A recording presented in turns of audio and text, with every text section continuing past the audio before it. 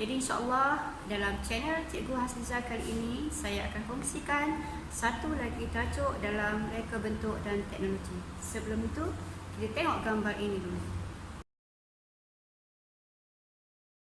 Agak-agak daripada gambar itu, boleh teka tak apa yang kita nak belajar hari ini? Ya, betul. Betul.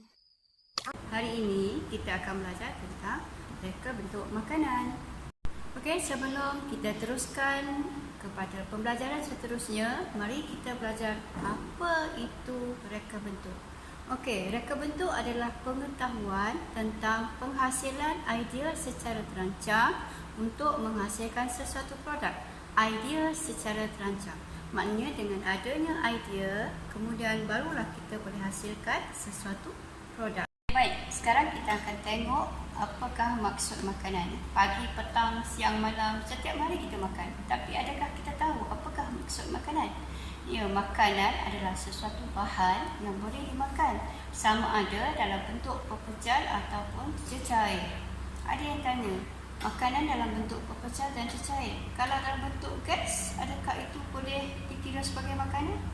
Jom kita fikirkan sama-sama. Saya lontarkan idea ini untuk anak-anak fikir. Okay, kemudian makanan juga boleh terhasil daripada sumber haiwan dan juga tumbuhan. Kalau daripada sumber haiwan, contohnya makanan seperti ikan, kerang, udang dan lain-lain lah. Kalau daripada sumber tumbuhan pula apa dia? Sayur-sayuran. Okey, itu adalah maksud makanan. Kemudian seterusnya kita akan lihat apakah maksud reka bentuk makanan. Tadi kita dah tengok maksud reka bentuk. Kemudian kita tengok maksud makanan. Sekarang ni kita akan tengok ataupun kita akan lihat apakah maksud reka bentuk makanan. Reka bentuk makanan adalah aktiviti merealisasikan idea kepada bentuk makanan yang melibatkan kreativiti dan inovasi. Dia adalah aktiviti. Kalau kita sekadar ada idea dan kita tak buat aktiviti, itu bukan reka bentuk makanan.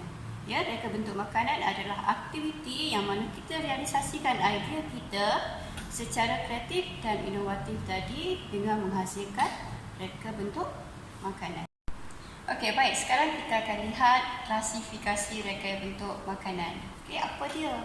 Klasifikasi reka bentuk makanan yang ada dua. Yang pertama ialah reka bentuk susunan makanan dalam pinggan ataupun dalam bekas. Yang macam kita masak kat rumah lah. Kita susun makanan dalam pinggan ataupun dalam bekas. Kita cuba tengok gambar ini.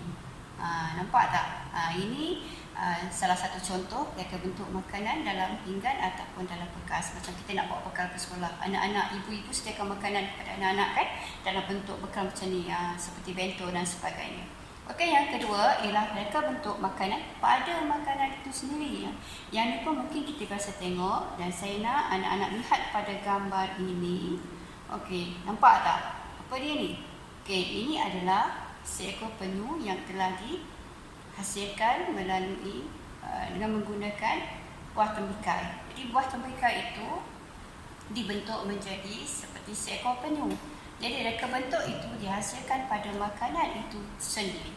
Jadi banyak lagi contoh-contoh yang lain yang kita boleh lihat melalui carian maklumat dalam internet. Contohnya menggunakan labu ataupun menggunakan nanas. Ya, ini adalah salah satu contoh sahaja. Okey, sekarang anak-anak saya nak tanya, apakah kepentingan reka bentuk makanan? Kenapa kita perlu buat ataupun kita perlu ada reka bentuk makanan? Tak boleh ke kita buat biasa sahaja macam tu? Ya, betul. Banyak kepentingan reka bentuk makanan. Yang pertama ialah memberikan kebebasan memilih kepada pengguna. Cita rasa semua orang tidak sama. Masing-masing ada cita rasa sendiri. Okey, kalau tengok pada gambar ini, ada nampak kan?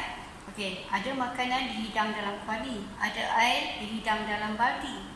Pelik kan? Mungkin kalau kita zaman dulu, mak-mak memang marahlah sebab seolah-olah tidak beradab. Makan dalam kuali, minum dalam baldi macam tak senonoh. Tetapi itulah trend semasa dan kemungkinan ada orang suka benda itu. Itu adalah kebebasan memilih kepada pengguna. Yang pertama. Yang kedua ialah menzahirkan nilai estetika. Kalau kita lihat sekarang, ada pelbagai jenis makanan yang ada di pasaran. dengan pelbagai bentuk warna, pelbagai warna, pelbagai corak dan sebagainya. Contohnya apa? Kalau dulu kuih apam tu biasa saja, tapi sekarang ni dah diinovasi, dah dibuat penambahbaikan, ada bentuk bunga ros, ada apa polkadot dan sebagainya. Yang ini menunjukkan penzahiran ataupun menunjukkan nilai-nilai estetika pada makanan itu sendiri. Okey, kita lihat yang ketiga, untuk melindungi etika sosial. Contohnya, kalau kita buat reka bentuk makanan, janganlah sehingga kita membuat reka bentuk makanan yang boleh memberikan pandangan yang tidak elok ataupun mempunyai unsur-unsur keagamaan yang boleh menyentuh sesuatu pihak, ataupun contoh kita buat reka bentuk makanan bentuk patung dan sebagainya yang boleh menyentuh sensitiviti sesuatu kaum. Okey, yang keempat, kita tengok kenapa reka bentuk makanan ini penting? Ia adalah untuk memberikan faedah kepada pengusaha, terutama pengusaha yang melibatkan diri dalam reka bentuk makanan. Pengusaha yang terlibat dalam bidang penyediaan makanan. Kalau kita lihat di restoran dan sebagainya, ada pelbagai contoh, ada pelbagai bentuk makanan rekaan yang baru. Contohnya seperti yang saya tunjukkan dalam gambar ini. Okey, popiah dah diinovasikan, kemudian dah dikondom dan sebagainya. Macam-macam ada.